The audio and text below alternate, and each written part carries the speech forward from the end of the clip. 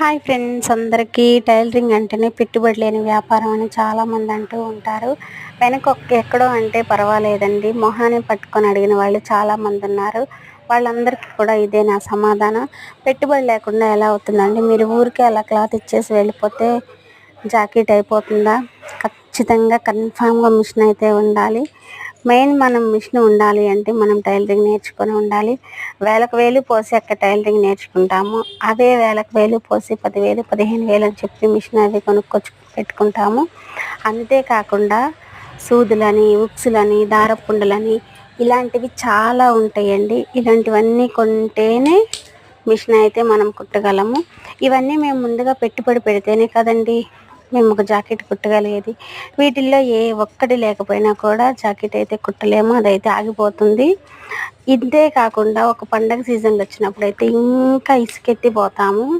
అసలు దారాలు ఒక్కోసారి కరెక్ట్గా కలవు. అలాంటప్పుడైతే మా సమస్య చెప్పుకుంటే తీరేది కాదు.